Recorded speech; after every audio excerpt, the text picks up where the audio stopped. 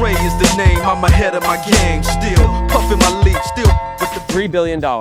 That's what Apple paid for a pair of headphones. But here's what nobody talks about. The man behind that deal wasn't just some businessman.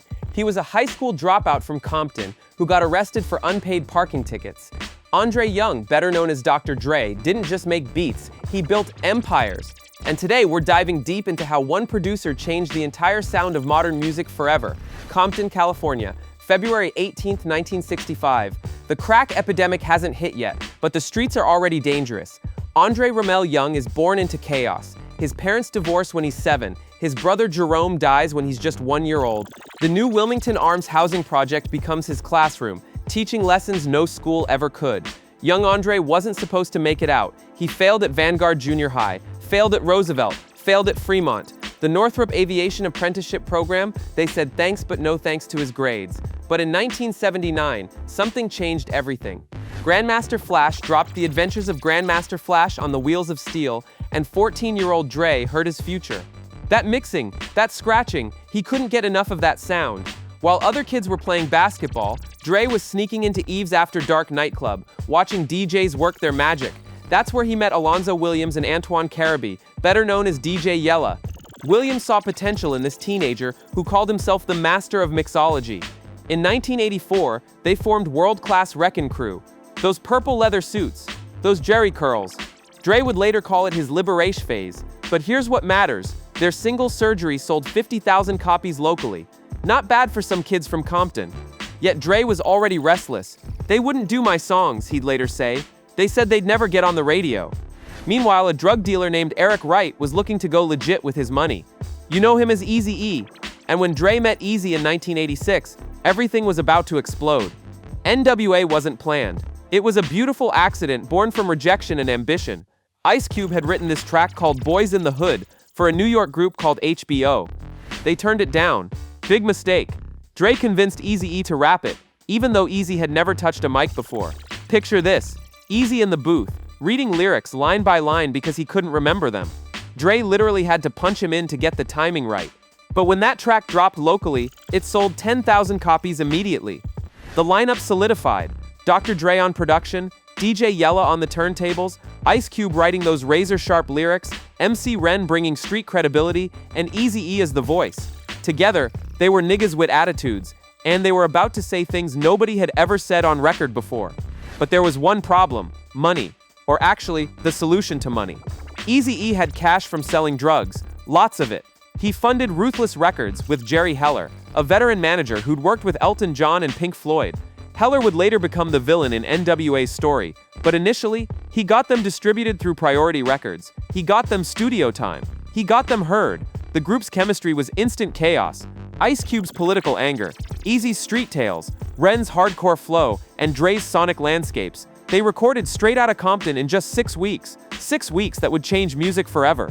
Nobody wanted to touch Straight Outta Compton at first. MTV? Too violent. Radio stations? We can't play this. Critics called it mindless violence and negative stereotypes. Then something unexpected happened. White suburban kids started buying it. By the thousands. Then hundreds of thousands. 80% of sales came from predominantly white areas. The album went double platinum with 0 radio play. But the real explosion came from one song, Fuck the Police, written after the group was harassed by cops outside their recording studio. Ice Cube channeled pure rage into those lyrics. And Dre created a courtroom drama in sound. On August 1st, 1989, the FBI did something unprecedented. Assistant Director Milt Alaric sent an official letter to Ruthless Records. Reading in official tone, 78 law enforcement officers were feloniously slain in the line of duty during 1988, as if N.W.A was responsible for that. But here's what the FBI didn't understand. They just gave N.W.A the best marketing campaign ever. Sales exploded. The album eventually sold over 5.7 million copies worldwide. A group that couldn't get radio play had just gone triple platinum. Success brought problems, though. Ice Cube looked at his royalty check, $72,000. $72,000 from a multi-platinum album, while Jerry Heller was buying new cars. Cube left in December 1989. Then Suge Knight entered the picture. The former bodyguard had a different negotiation style. Baseball bats, lead pipes, death threats. He wanted Dre for his new label, Death Row Records. In April 1991, Dre was forced to choose: stay with Ruthless and maybe die, or leave everything behind. He chose life. And that decision would create the greatest hip-hop album ever made. December 15, 1992, The Chronic drops and hip-hop is never the same again. The album debuts at number 3 on Billboard. It stays in the top 10 for 8 months. Dr. Dre becomes the 8th best-selling artist in America for 1993, but the numbers don't tell the real story. This album created a new language for hip-hop. G-Funk was born. Those slow, hypnotic beats between 90 and 100 BPM, those multi-layered synthesizers, and that whistle, that G-Funk whistle created on a Moog synthesizer became hip-hop's new signature. Dre's innovation was radical. While other producers sampled old records, Dre hired live musicians, real bass players, real keyboardists. "I can control it better," he said. He'd take a sample, replay it with live instruments, then manipulate it beyond recognition. And then there was this kid from Long Beach, Calvin Broadus, better known as Snoop Doggy Dogg. Dre's stepbrother Warren G brought him a cassette from his group 213. Dre heard Snoop's voice and knew instantly. This was the one. Snoop appeared on 14 of the Chronic's 16 tracks. His debut album Doggy Style became the first debut to enter Billboard at number 1, 806,858 copies in the first week, 4 times platinum. The West Coast was officially running hip-hop, but Death Row's success came with darkness. January 27, 1991, Ponene Souk nightclub. Dre assaulted television host Dee Barnes after she interviewed Ice Cube. He slammed her head against a wall, kicked her, chased her into the women's bathroom. Barnes filed a $22 million lawsuit, settled out of court. Her show Pump It Up was canceled. Her career destroyed. Dre wouldn't publicly apologize until 2017. 26 years too late, the violence escalated. Tupac joined Death Row. The East Coast-West Coast war exploded. People were dying. Dre watched his empire become a war zone. By March 1996, he'd had enough. Time to leave Death Row and start fresh. March 22, 1996, Aftermath Entertainment is born.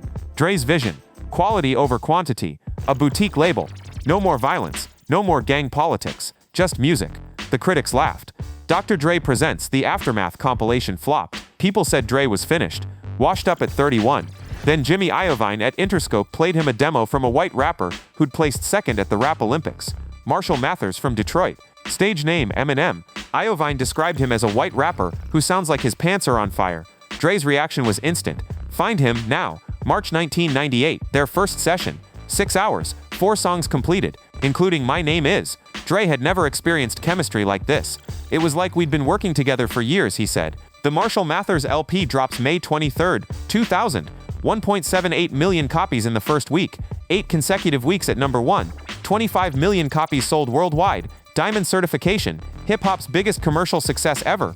Then Eminem brings Dre another gift. Curtis Jackson from Queens. 50 Cent had been shot 9 times and survived. His mixtapes were street legend. 5 days in the studio with Dre produced 7 tracks.